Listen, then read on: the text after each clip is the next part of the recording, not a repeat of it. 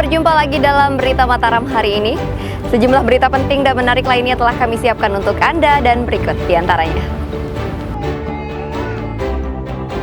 Jenazah WNA Brazil Juliana Marins akhirnya berhasil dievakuasi dari tebing di Gunung Rinjani di hari kelima.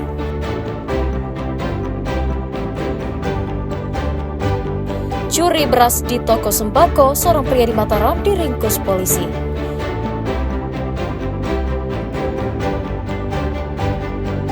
Demi bangun hotel dan beach club, pedagang kawasan Pantai Tanjungan Mandalika kosongkan lapak mereka. Bersama saya Rahayu Japar, inilah Berita Mataram selengkapnya.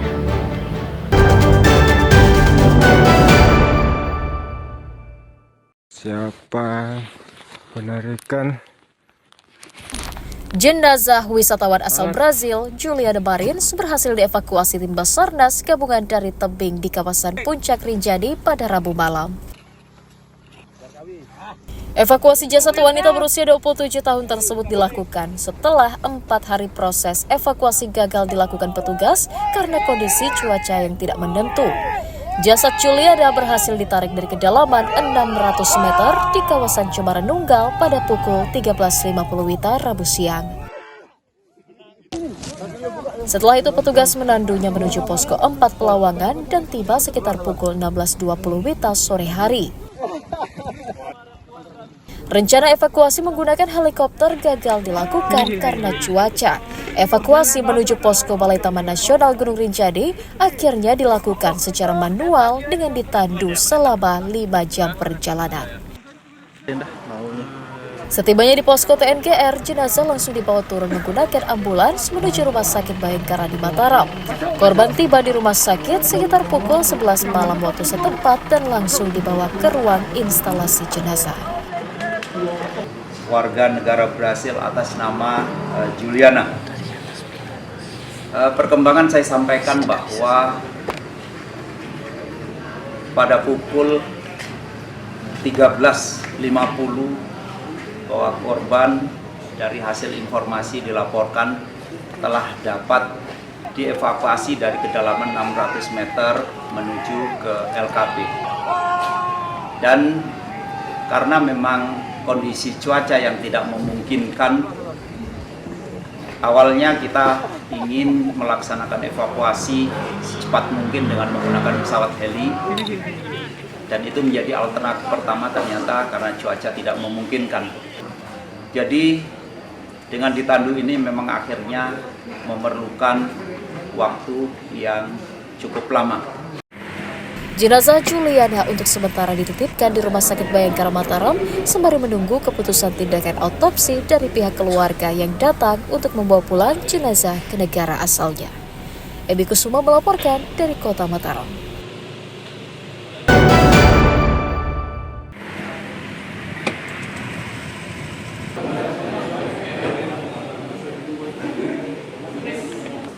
Jenazah wisatawan asal Brazil, Juliana Marins, batal menjalani autopsi di Rumah Sakit Bayangkara Mataram pada Kamis pagi. Pembatalan itu karena dokter ahli forensik yang sedianya akan menangani korban sedang bertugas di luar daerah.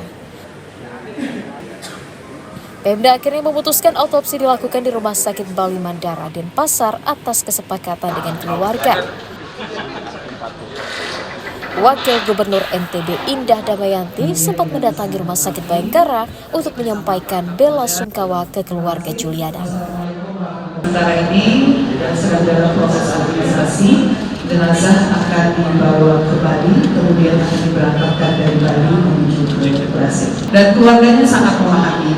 Setelah mereka tiba di Sembalun dan mereka melihat cuaca di sana, mereka sangat memahami sulitnya medan yang dihadapi oleh tim yang melaksanakan evakuasi.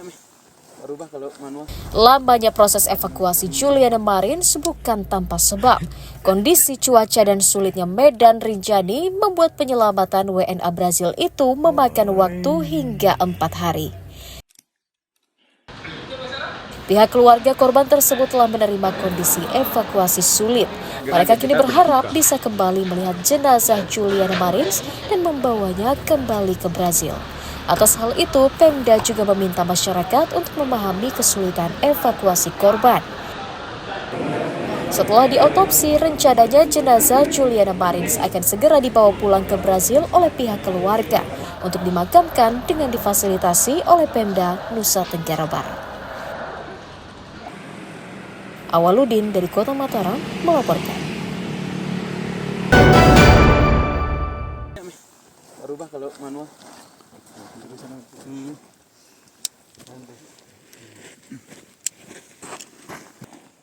Proses evakuasi Juliana Marins, warga negara Brazil yang meninggal karena terjatuh di puncak Rinjani, menyisakan cerita di puluhan tim penyelamat dan relawan.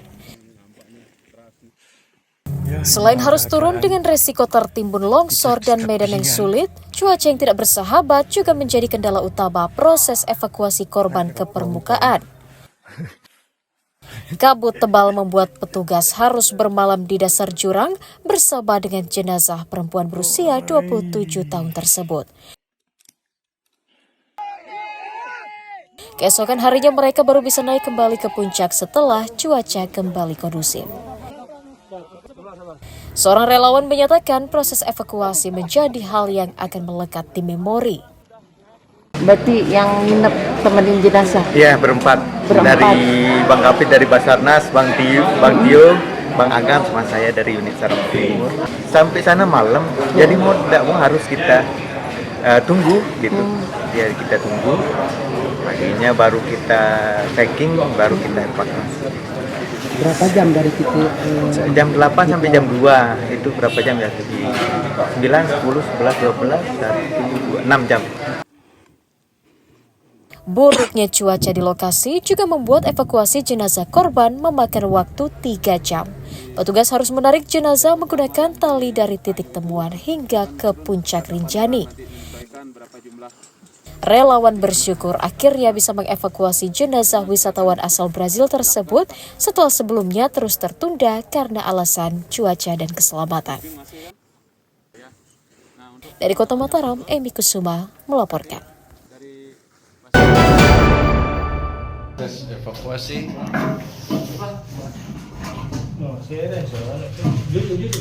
Petugas pemadam kebakaran Kabupaten Lombok Barat mengevakuasi biawak berukuran besar dari rumah warga di perumahan di Kecamatan Labu Api.